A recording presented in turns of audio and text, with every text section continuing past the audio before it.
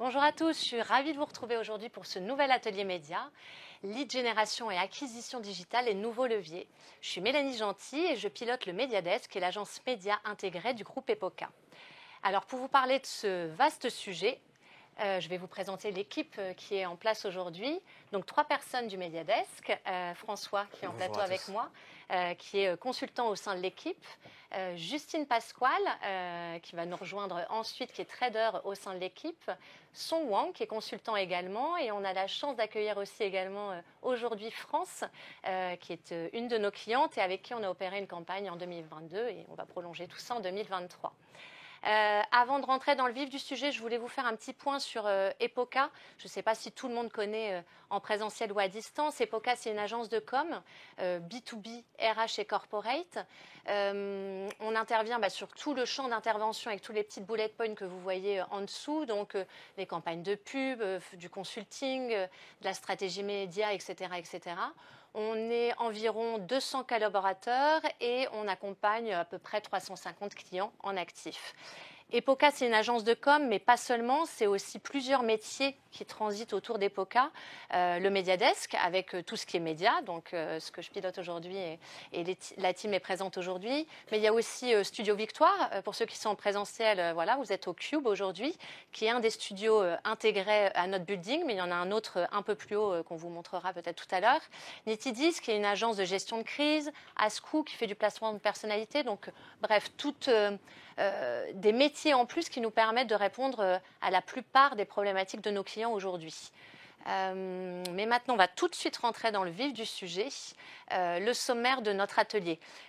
Donc, quand on parle lead génération, acquisition média, il y a énormément de leviers qu'on peut activer aujourd'hui, que ce soit les réseaux sociaux, donc LinkedIn, qui est indétrônable en B2B, mais LinkedIn, c'est aussi un levier qui est sursollicité aujourd'hui. Les cibles sont sursollicitées, notamment les cibles marketing, CEO, on en parlera avec France justement sur les audiences cibles. Donc c'est un levier où qu'on doit compléter avec d'autres leviers. On parle aussi de Facebook, d'Instagram, Meta qui a mis en place en fin d'année dernière des lead gen forms qu'on peut aussi activer. Nous, on les a pas mal testés dans des campagnes, donc ça c'est top. Il y a aussi tout ce qui est search qui marche très bien, notamment à court terme, mais aussi à moyen terme. Je sais que Song va me dire attention, pas trop à court terme, mais voilà, ça nous permet d'avoir des résultats rapidement. Et il y a un autre levier dont on parle un peu plus rarement, qui est tout ce qui est programmatique. C'est un levier qui est un peu décrié, qui est un peu black box. Nous, avec les rendez-vous qu'on peut faire avec les clients, on se rend compte que mais où est-ce que je vais être diffusé et comment ça marche mais est-ce qu'on est sûr que je vais être diffusé sur tel site, etc., etc. Donc, on a voulu axer aujourd'hui notre présentation sur ce levier parce que voilà, je pense qu'il y a un besoin de vulgariser un petit peu ce que c'est que le programmatique et de prouver aussi que ça marche en full funnel, pas uniquement en notoriété, c'est un levier qu'on utilise beaucoup en notoriété en considération, mais qui fonctionne très bien aussi sur l'objectif de considération. Donc ça, on va vous partager des cas pratiques avec Song et France sur voilà, cet objectif de conversion qu'on peut vraiment atteindre avec le levier programmatique. Et un dernier point que je voulais vous dire avant de commencer vraiment notre atelier, c'est que on aura beau mettre en place la plus belle campagne média, si aujourd'hui on n'a pas un écosystème vertueux autour de cette campagne média, ça ne fonctionnera pas. Donc ça passe par les bonnes pages d'atterrissage, les bons formulaires, les bons assets, le bon contenu, le bon discours de la marque, etc., etc. Et tout cet écosystème fera qu'on convertira et on aura les bons leads. Donc ça, aujourd'hui, côté Epoca, on peut vous accompagner sur l'ensemble de ces métiers, comme j'en parlais précédemment. Mais là, on va se focuser sur tout ce qui est programmatique. Donc François et Justine vont tenter de vous expliquer assez rapidement voilà, et de manière pédagogique ce que c'est que le programmatique. Et l'idée, c'est de vulgariser un petit peu ce levier-là. Et ensuite, on rentrera sur les objectifs de considération. Donc François, Ouais, qu'est-ce que le programmatique? Avant d'entrer un peu dans le détail et de vous expliquer précisément ce qu'est le programmatique, ce qu'on peut faire en programmatique, je voulais simplement déjà vous partager quelques chiffres et faire un petit état des lieux du marché publicitaire et notamment des recettes publicitaires sur cette dernière année. Donc sur le T1, T3 2022, vous pouvez voir l'ensemble des leviers sur le graphique présent sur votre gauche, avec bien entendu le levier digital et tous les autres canaux que vous pouvez connaître, comme la presse, la télé, le cinéma, l'affichage extérieur, etc. Mais simplement déjà parce qu'aujourd'hui on va parler digital, programmatique, et je voulais simplement mettre en avant cette partie, ce levier publicitaire digital, pour vous dire qu'à présent il représentait à peu près 50% quand même des recettes publicitaires du marché.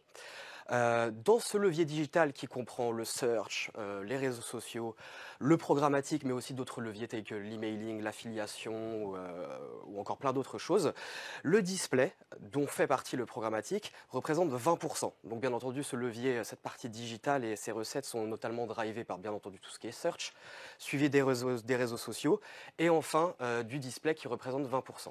Dans ce display, vous pouvez retrouver sur la droite deux types de displays pour vulgariser un peu la chose. Le display programmatique que vous pouvez retrouver en rouge foncé et le display non programmatique qu'on a tendance à appeler le display gré à gré. Je voulais simplement mettre ce petit graphique pour vous montrer que déjà, de manière globale, les investissements publicitaires sur le display augmentent d'année en année, donc de 2019 en l'occurrence à 2021, avec une petite récession en 2020, mais je pense que tout le monde aura compris pourquoi elle a eu lieu. Et je voulais surtout vous montrer que la part du programmatique dans ce display n'arrête pas d'augmenter également, passant de 58% à 64% en 2021. Aujourd'hui, ça a dû encore évoluer, les derniers chiffres ne sont pas sortis, mais on ne manquera pas de vous en parler lors du prochain atelier. Et donc tout de suite, après avoir vu tous ces chiffres un petit peu clés, on va rentrer dans le vif du sujet et donc qu'est-ce que le programmatique? Donc c'est vraiment la définition, si je puis dire, un peu macro avec un peu de hauteur du programmatique. Donc le programmatique, ce qu'il faut retenir, c'est que c'est l'action d'automatiser les achats médias des campagnes de communication, que c'est une mécanique d'achat aux enchères, c'est-à-dire qu'on est en concurrence avec d'autres annonceurs et on n'est pas les seuls sur ce processus d'achat. Et surtout, ça passe via un logiciel qui permet forcément d'automatiser et fluidifier les transactions. Donc ça peut paraître un peu abstrait pour le moment, mais on a plein de schémas par la suite pour entrer dans ce détail aussi. c'est ça, pour entrer un peu dans le détail. Donc en termes d'évolution, pour comprendre un peu ce que je viens de dire juste avant, il faut savoir que déjà la publicité digitale a démarré en 1994. C'est par une simple bannière sur un site qui s'appelle Wired. Et à l'époque, pour 3 mois, avoir une bannière sur un site pendant 3 mois, ça coûtait à peu près 30 000 $. Donc les prix ont bien évolué depuis et c'est beaucoup, on est sur des coûts qui sont beaucoup moins élevés. Mais c'était pour illustrer un peu ce qu'est la publicité gré à gré. Donc la publicité gré à gré, le display gré à gré, c'est tout simplement prendre contact avec un éditeur. Donc en l'occurrence, j'ai illustré avec l'éditeur Le Monde sur ce schéma, l'appeler pour lui dire bonjour, nous aimerions faire de la publicité sur votre site. Seriez-vous d'accord pour exposer nos publicités? Donc je pense que vous vous en doutez, mais c'est assez compliqué parce que généralement quand on fait des campagnes digitales, on n'est pas sur un seul éditeur, on va exposer notre publicité sur Le Monde, Le Figaro, etc., j'en passe. Et donc ça prenait énormément de temps d'appeler chacun de ces éditeurs pour intégrer nos publicités sur ces sites. Donc ça a énormément évolué, j'ai un peu raccourci, et en 2007, le programmatique est apparu. Donc comme je le disais, le programmatique, grosso modo, c'est une méthode d'achat aux enchères via des logiciels spécialisés qui nous permettent d'acheter des espaces publicitaires sur différents éditeurs en même temps. Donc au lieu d'appeler Le Monde et de leur dire bonjour, nous aimerions exposer notre publicité, on va simplement faire, je résume, quelques clics sur nos logiciels pour pouvoir aller sur Le Monde, exposer nos publicités sur Le Monde et énormément d'autres éditeurs en même temps. Donc bien entendu, c'est en temps réel. Comme je le dis, ça facilite les achats sur plusieurs éditeurs, c'est ultra rapide. On est aux enchères, donc au lieu de payer un prix fixe, comme je le disais par exemple tout à l'heure, 30 000 $ pour 3 mois, on va pouvoir jouer et choisir les investissements qu'on veut faire. Et enfin, il y a une totale transparence, c'est-à-dire que via le logiciel, on peut remonter les données et savoir combien d'impressions on a généré, combien de clics on a généré sur l'ensemble de ces éditeurs. Grosso modo, c'est un schéma qui explique comment ça fonctionne, le programmatique concrètement.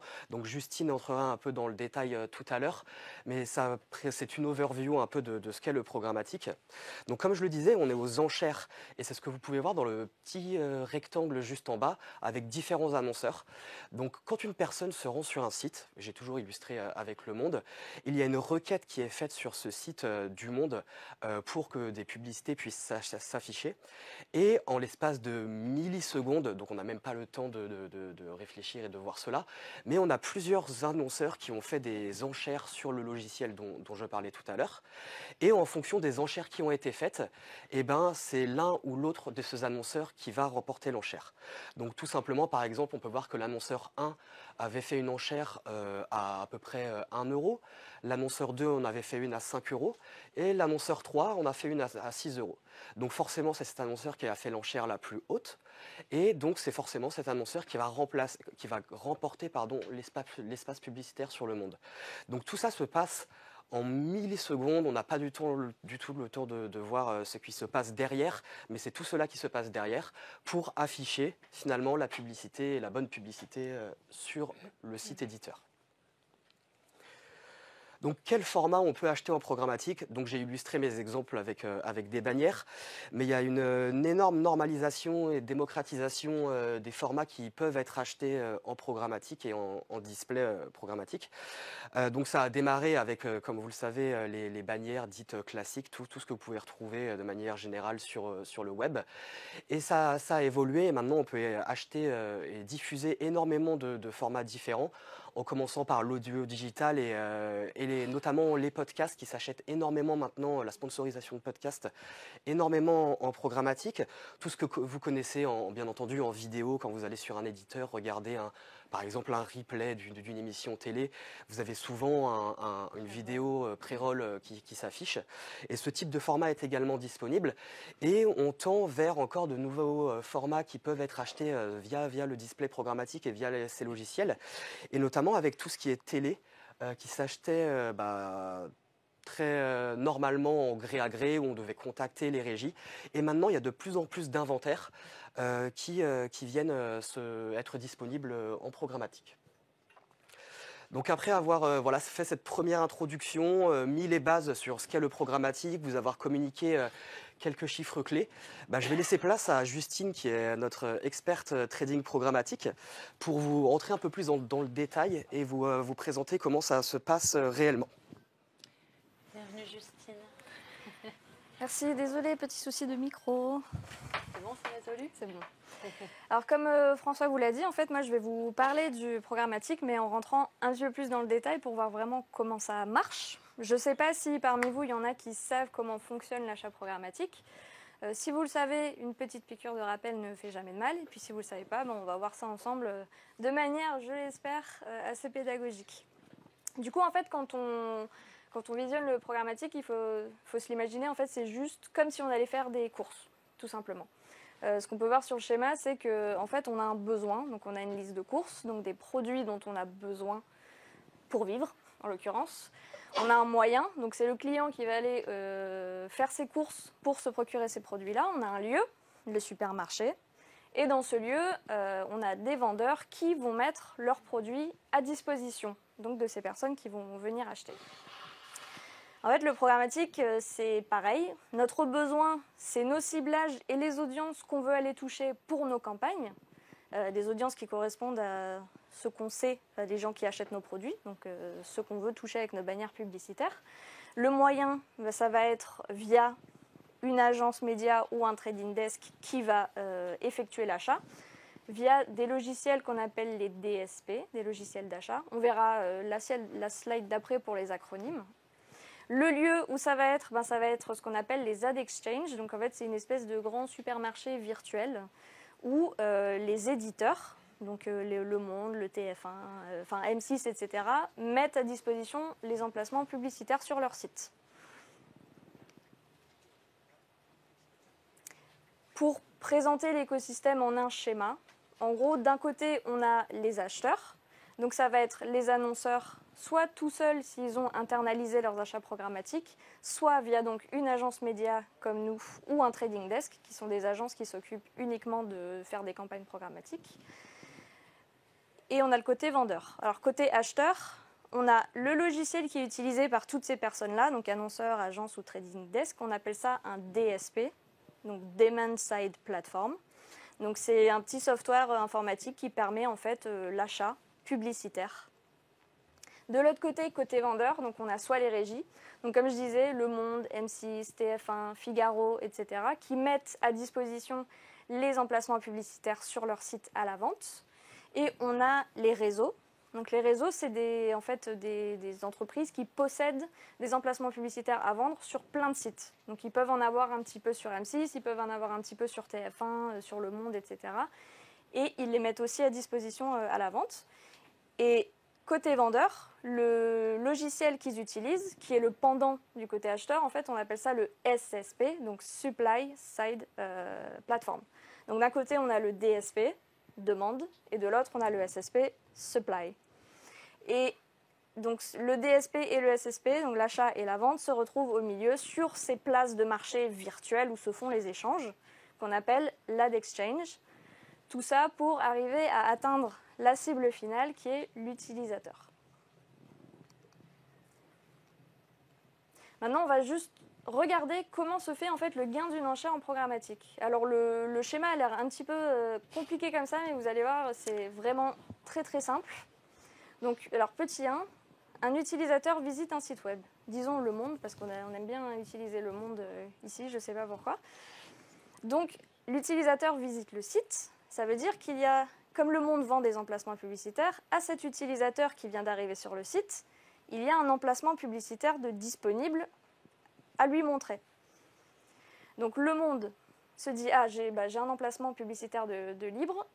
Il appelle son SSP, donc son logiciel qui lui permet de mettre cet emplacement en vente. Le SSP envoie à tout le marché une demande d'enchère pour cet emplacement-là. Il l'envoie à tous les DSP, donc les DSP qui sont côté acheteur. Donc les DSP reçoivent cette demande d'enchère et l'analysent, c'est-à-dire est-ce qu'on veut enchérir dessus, est-ce que la personne qui est sur le site correspond à une audience qui nous intéresse, est-ce qu'on veut toucher cette personne, est-ce que ça fait sens de la toucher, sinon il n'y a pas d'enchère. Si oui, chaque DSP va enchérir le montant qu'il avait prévu quand la campagne a été paramétrée. Donc les DSP envoient au SSP ce bid qu'ils avaient prévu. Le SSP regarde tous les bids, il dit là par exemple le premier il a mis 1 euro, le deuxième 2 euros, l'autre 3 euros, 4 euros. Et c'est celui de 4 euros qui gagne puisque c'est à l'enchère, donc c'est l'enchère la plus haute qui gagne. Il prévient le DSP qui avait mis les 4 euros, il lui dit t'as gagné l'enchère.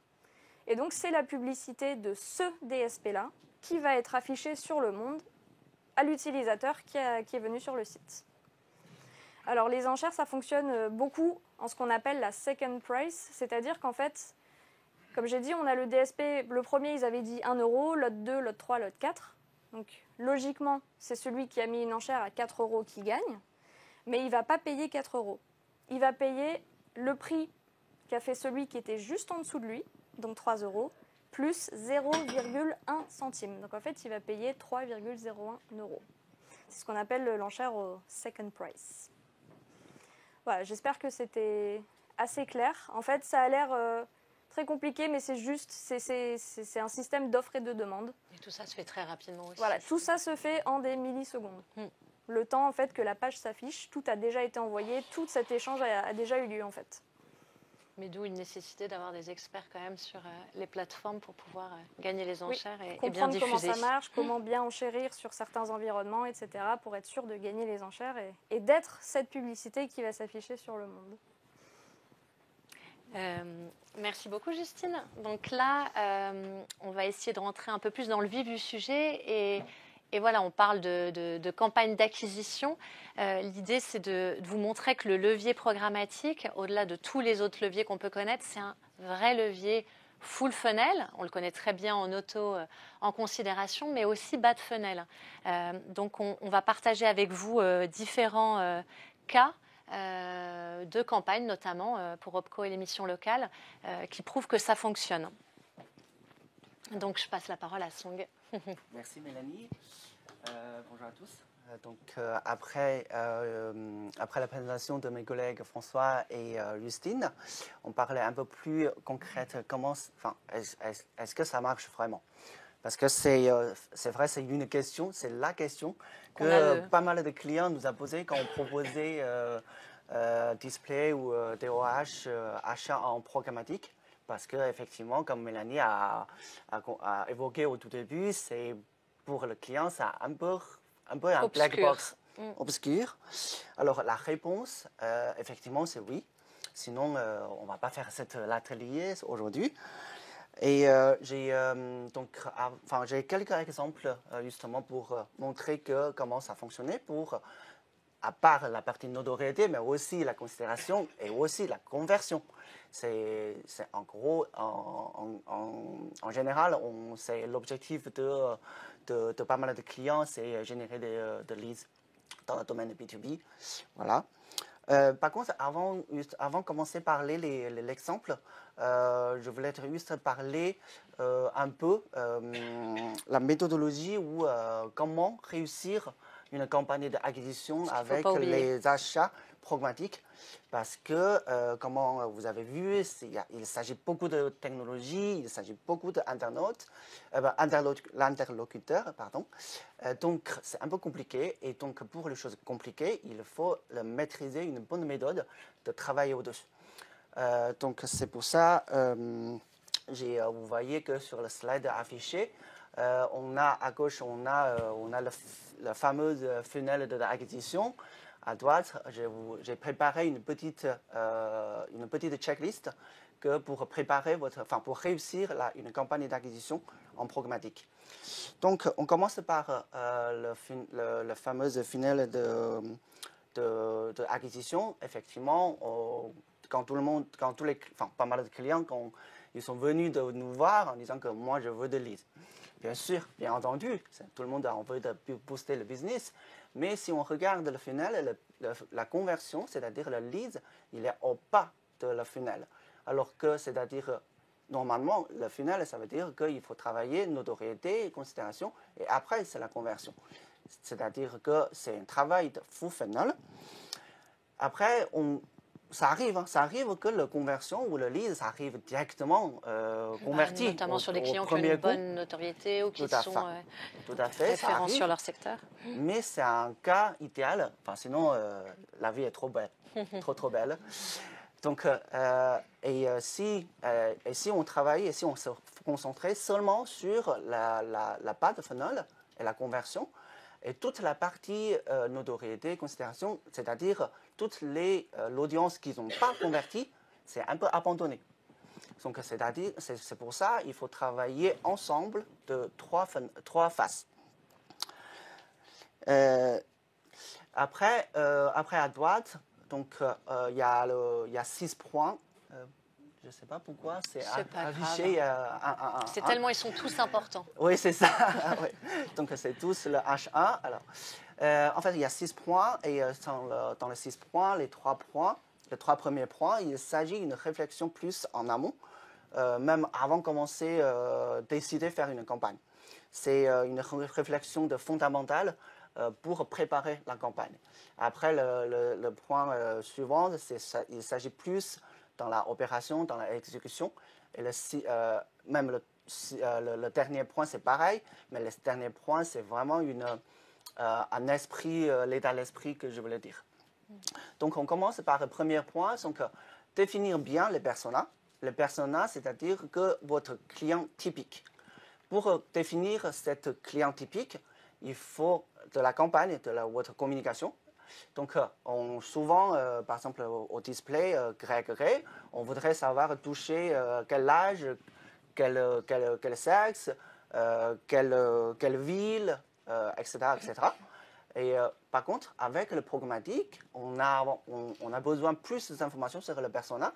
Par exemple, l'intérêt, est-ce qu'il préfère manger McDo ou préfère manger Michelin? Par exemple, ça arrive. Aussi, tous les attributs professionnels, le job title, les postes, les fonctions, leur hiérarchie, etc., etc. Et pour ça, on fait des ateliers de ciblage, souvent où on met les équipes marketing, les équipes commerciales autour d'une table pour bien se mettre d'accord sur qui on veut adresser et quelle est l'audience cible. Tout à fait. Et c'est important d'avoir embarqué le commerciaux sur ce Aussi, sujet-là. parce que c'est pour bien mettre d'accord tout le monde. C'est eux qui connaissent le mieux leurs clients en face de eux. Et c'est eux, finalement, le lead, c'est pour eux, finalement. Exactement. Voilà. Une fois on définit le persona, on pourra avancer un tout petit peu. C'est optimiser le tracking. Alors, le tracking, pourquoi je l'ai mis au deuxième? Alors, c'est un sujet technique, je comprends, mais je l'ai mis ici parce que c'est un des piliers pour que cette programmatique, justement, achat en programmatique, est faisable. Parce que c'est avec le tracking, le pixel de tracking, de différents DSP ou différents éditeurs, on a permis de réaliser cette action. Donc, aussi, avec le pixel, le tracking, ça permet de nous remonter toutes les données en temps réel pour justement faire de l'optimisation en continu. Focuser sur plusieurs, plutôt un levier qu'un autre, une création plutôt qu'une autre, Tout etc. à fait. Tout à fait. Et troisième point, c'est réfléchir le tuyau gagnant. Alors, le tuyau gagnant, souvent dans la vie quotidienne d'agence, en face de nous, ce sont les directeurs marketing ou directeurs de produits, etc., etc. Donc, eux, comme je pense comme pas mal de l'audience aujourd'hui en présente, eux, ils ont de l'objectif marketing. Après, à partir de l'objectif marketing, il faut réfléchir votre objectif de communication, et à partir de cet objectif de communication, il faut réfléchir c'est quoi l'objectif de la campagne. Et alors l'objectif de campagne, c'est format publicitaire, du coup. Et ça dépend aussi à quelle phase de funnel qu'on voudrait travailler avantagement. Donc, par exemple, si vous voulez augmenter la notoriété de votre marque ou de votre offre, donc dans ce cas-là, l'objectif de communication, c'est sa visibilité. Et dans ce cas-là, nous, on préconise plutôt le format attirant, c'est-à-dire il a capté l'œil de l'audience en première seconde. Après aussi, pour la considération ou engagement, effectivement, l'objectif, ça sera générer le maximum de trafic sur la landing page ou sur votre site. Et dans ce cas-là, on va activer plutôt le format qui favorise la call to action. Par exemple, une bannière de 300-225, il y avait assez de l'espace pour présenter le message clé avec une call to action. Et troisième, bien sûr, c'est la part de funnel, c'est la conversion. Donc, c'est pour générer des leads. Et le format, on choisira probablement le format permettant de faire le retargeting qui est efficace, faire le retargeting et générer des leads, justement. Après tout ça, on pourra commencer à réfléchir la stratégie, on pourra composer la stratégie de médias. Et pour composer la stratégie de médias, un élément important, c'est la stratégie de ciblage. Et c'est ça que votre travail de premier point, définir le persona, sera utile. Et ça va contribuer, en fait, avec le programmatique, c'est le ciblage, c'est au-delà que le whitelist où je voulais diffuser sur le monde, où je voulais diffuser sur les échos, où je voulais diffuser sur l'usine nouvelle. C'est au-delà parce que maintenant, avec les technologies, avec les prestataires, les prestations, on pourra choisir exactement quel profil qu'on voudrait chercher, on voudrait cibler. C'est-à-dire, là, il s'agit, nous, on appelle le segment data ou les données tiers. Après, on a le ciblage contextuel aussi. Ça, c'est par rapport aux mots-clés. C'est-à-dire que l'audience, il cherchait un mot-clé spécifique. On pourra afficher une bannière ou des communications associées à ce mot-clé. Après, il y a le whitelist, on a déjà connu. Et après ça, on pourra on pourra encore avancer sur ça, c'est le targeting. Alors le ciblage, on a la stratégie de ciblage, mais la stratégie de ciblage n'est pas n'est pas que le targeting. Il faut y aller au-delà de targeting, parce que le targeting, ça permet effectivement, dans le meilleur cas, ça permet de générer de leads, contribuer à la conversion. Mais, comme je disais tout à l'heure, toutes les audiences qui nous ont vu notre lot de communication n'ont pas converti. Dans ce cas-là, il faut trouver un moyen de le recycler. Et c'est pour cela qu'on propose d'aller au-delà de targeting avec la retargeting ou lookalike. C'est là où c'est important de travailler en full funnel aussi pour Exact. aller chercher un bassin d'audience assez important pour aller le retargeter derrière. Et c'est là où on a toujours ce boucle au lieu de la conversion un directe. processus linéaire. Exactement. Et le dernier point, c'est ajuster, optimiser la campagne en continu. En fait, c'est tout le travail des 5 premiers points. Ça permet le 6e point, c'est faisable. Et justement, le 6e, en fait, l'optimisation de campagne en continu, ça permet de renourrir les 5 points, les 5 travaux qu'on a fait en amont. Alors, donc, rapidement, on va présenter. Oui, c'est ça fait. Alors, j'ai quelques exemples pour illustrer ce que je viens de dire, pour vous montrer que, en fait, il faut travailler le faux funnel et après la considération et la conversion. Il y a des performances avec le achat pragmatique. Donc, alors, premier cas concret, ça vient de Mission Locale. C'est un client qu'on travaillait avec. Un client EPOCA et qui a des besoins en médias également. Tout à fait. Alors, Mission Locale, c'est une association qui aide les jeunes à résoudre leurs problèmes concernant l'insertion professionnelle et sociale. Donc, effectivement, cette campagne-là, on cible les jeunes qui s'intéressent à cette prestation ou qu'ils ont ce genre de besoin. Et donc l'idée, c'est de les pousser à ouvrir les portes des missions locales, justement. Donc de créer des rendez-vous. Tout à fait. Et c'est une campagne qu'on a travaillée au faux final. Alors, je vous ai mis 3 chemins ici. En fait, le premier chemin CPL, c'est Cost per 1000 impressions. Effectivement, c'est un indicateur qui nous dit est-ce que la partie notoriété est bien travaillée ou pas.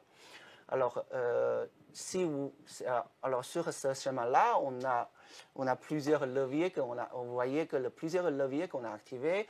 On a le pré-roll, on a le YouTube Shorts, on a le IAP et on a le l'habillage. Vous voyez que en fait le cycle en vert, ça c'est la performance réelle. Alors, vous voyez que le plus proche vers le milieu, c'est-à-dire moins cher au niveau de le CPM. Dans ce cas-là, on voit que effectivement le YouTube Shorts qui est très efficace pour générer de l'impression, pour travailler sur la notoriété. Mais si on regarde la même colonne YouTube Shorts, la 4e colonne, vous voyez que au niveau de CPC, il est très bas et au niveau de nombre de clics, il générerait moins que les autres. C'est pour ça qu'on se dit qu'il y a certains formats, il est plus adapté à l'objectif que l'autre. Alors, dans le 3e schéma, on voit que c'est le format IAP qui a généré le maximum de visites avec un cost per visite le plus économique possible. Et tout ça, c'est pour vous dire qu'il faut bien choisir le bon format qui adapte en fonction de l'objectif et de la phase de funnel que vous avez choisi. Alors, deuxième cas, ça vient d'un autre client qui s'appelle OPCO. C'est un organisme qui est créé dans l'État qui évangélise la formation, les contrats pro, etc. Tout à fait. Et effectivement, donc le contrat pro, il s'agit de côtés de l'offre et la demande. Donc, on a un côté jeune qui cherche les contrats pro, mais on a aussi les entreprises qui proposent les contrats pro, qui recrutent. Donc, c'est une campagne effectivement adressée à 2 ciblages qui est bien différent, qui ont des besoins bien différents. Et c'est pour ça, tout à l'heure, on a dit qu'il faut bien définir le persona, c'est-à-dire leurs besoins, c'est quoi le message qui répond à ces besoins-là. Et c'est pour ça qu'on a mis cette carte pour vous montrer qu'il faut bien adapter le message aux personnes à qui on parle et comment on pourra le parler le plus efficacement. Ce que je disais en amont, c'est-à-dire qu'on aura beau avoir la plus belle campagne média, si les assets sont pas bons, si les pages d'atterrissage sont pas bonnes ou quoi que ce soit, on n'arrivera pas à faire des conversions. Tout à fait. Alors, le troisième, et c'est le dernier petit cas, avant qu'on parlera avec France et le cas de Sistran, il y aura plus détaillé, c'est concernant la partie de targeting. Alors que nous, on pensait que, tout à l'heure, je disais il faut penser au-delà de targeting. Donc, il faut penser le retargeting et le look-like. Alors, on m'a dit souvent que le client s'est dit, bon, le retargeting, ça ne marche pas. Ou le look-like, c'est trop vague. Comment c'est possible qu'on pourra trouver l'audience a déjà converti? Alors, ça, c'est la beauté de données. Tout à fait, en fait. Alors, par le targeting, on regarde le targeting avec souvent, on utilise la stratégie de ciblage, ça s'appelle le segment data. Donc là, ici, vous voyez, on a le CIR Data, c'est un prestataire, un fournisseur de données typique. Et en fait, eux, ils ont travaillé avec plusieurs éditeurs, avec plusieurs fournisseurs de données. Eux, ils packageaient toutes ces données-là pour construire les profils ou des personas ou les attraits de données en disant que, OK, cette personne, l'audience, ils ont tous cet attribut ou cet caractère en commun. Là, on met ensemble. Et avec leur E, ou les autres, avec Sirdata ou avec les autres prestataires comme eux, nous, on pourra choisir l'audience selon les attributs professionnels ou leur intérêt qu'on a défini bien en amont dans la persona pour construire cette ciblage ou construire l'audience aussi. Donc ça, c'est la partie targeting. Après, on a le retargeting. Vous voyez la performance ici, c'est 1,06%. Et le CPC, c'est très économique. C'est 10 centimes par clic. Et en plus, ça permet de convertir. Et on a aussi le look-like. Look-like, c'est en fait l'algorithme de la plateforme ou DSP ou de SSP. Il va analyser toutes les personnes qui ont converti sur votre site. Ils ont dit, OK, ils ont analysé entre 300 et 2000 signaux ou attributs ou des différentes informations sur la personne qu'ils ont converti. Après, ils ont dit, OK, je vais chercher la composition, la combinaison de tous ces attraits-là. Et moi, je pense que cette combinaison-là, ça permet d'identifier l'audience qui va convertir aussi. Similaire, tout à fait. Et on voit la performance est très satisfaisant aussi. Et surtout, le coût, c'est beaucoup plus optimal par rapport le Sirdata ou le segment. C'est pour ça on propose toujours un mix de différents stratégies de targeting pour avoir la performance, mais aussi optimiser le coût. Et tout ça, on peut le faire en programmatique et ça fonctionne derrière. Oui. Merci Song. C'est un plaisir. Donc je vais accueillir France maintenant.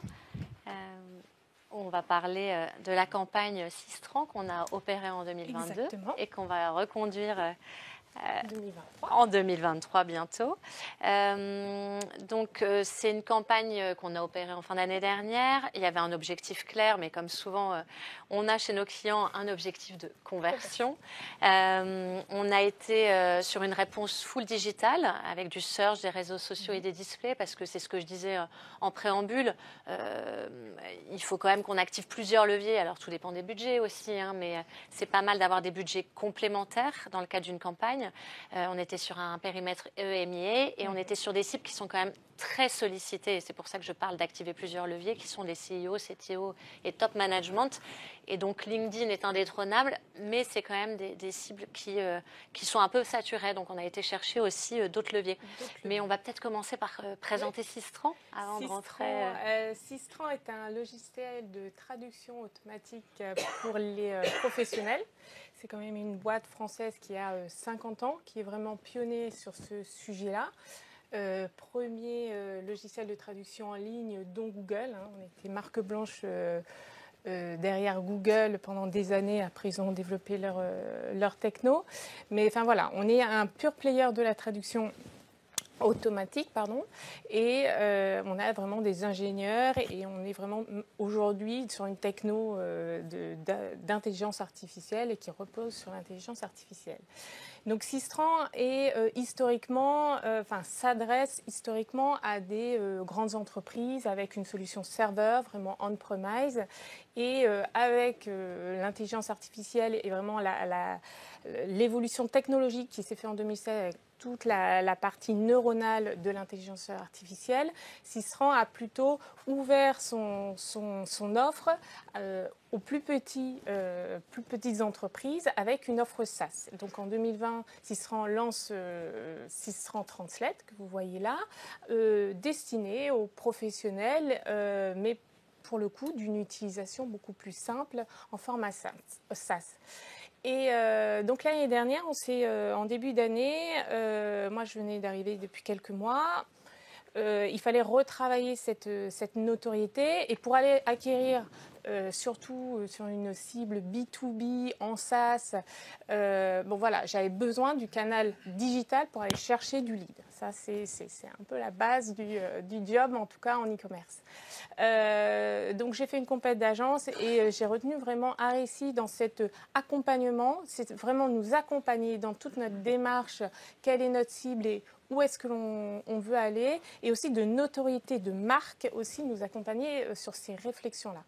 Donc on a commencé par un premier brief de dire on est une marque où on est face à des géants américains, si vous les connaissez, Google, Amazon et Microsoft, et on doit, eux, bénéficient d'une notoriété énorme, c'est très bien, mais Systran là-dedans, il faut qu'on arrive à ressortir et à tracter de la conversion sur Systran.net, qui est l'outil de traduction gratuit, et après générer donc du free trial pour de la conversion. Donc voilà, c'était vraiment un objectif sur cette campagne, d'aller chercher de la conversion, et donc la conversion qui est au travers d'un formulaire de free trial. Et ce qui est intéressant, et ça rejoint un peu mon intro, c'est qu'il y avait une belle campagne média, j'espère, mais il n'y avait pas que ça. C'est-à-dire que tu as travaillé aussi avec d'autres équipes en interne chez nous, l'équipe brand. C'est toute l'équipe brand sur le messaging, sur la target. C'est vrai que Sang a bien défini toutes les étapes à faire, et en effet, il y a une vraie réflexion en amont de savoir qui on target, parce qu'on ne peut pas targeter tout le monde en médias. Donc, se donner vraiment des bons KPI et de se dire les bonnes targets aussi, une par une. Et en effet, le bon discours, trouver les bons messaging, ou en tout cas se dire on va aller en tester plusieurs, ou en tester sur différentes cibles. Donc on a d'abord travaillé en effet cette partie-là avant de venir sur la partie achat média, et de se dire quelle est la stratégie média et achat média. Donc il y a plusieurs steps, et donc plusieurs équipes en effet chez Arecis pour travailler sur cette campagne qui a été finalement lancée de fin août jusqu'à fin décembre. Donc là, on vous a mis un peu plus de détails.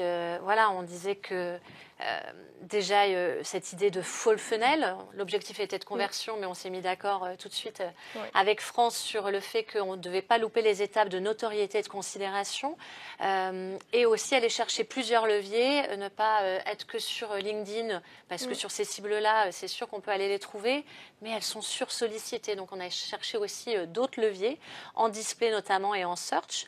Et donc sur chacune des étapes, on a adapté les formats, ce que disait Song tout à l'heure, les ciblages, pour devenir de plus en plus fins sur nos ciblages, pour les retargeter les bonnes personnes qui ont montré un intérêt. Et donc c'est tout ce full funnel qu'on met en place sur chacune de nos opérations. Et sur les différents canaux. Exactement. Et en fait, se dire je vais faire que de la programmatique, non, la programmatique va venir nourrir aussi vos autres channels, et va venir aussi nourrir tout le search, en effet, mais aussi les réseaux sociaux.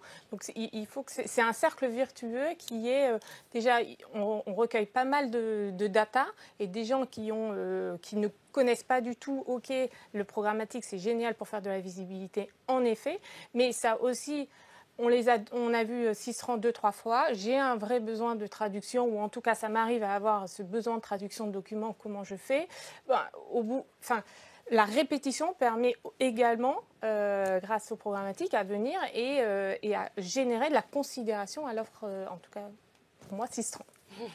Et d'ailleurs, on va parler des résultats. Oui. Donc, on a focusé justement sur le levier plutôt programmatique, Exactement. Qui a été finalement le top performer.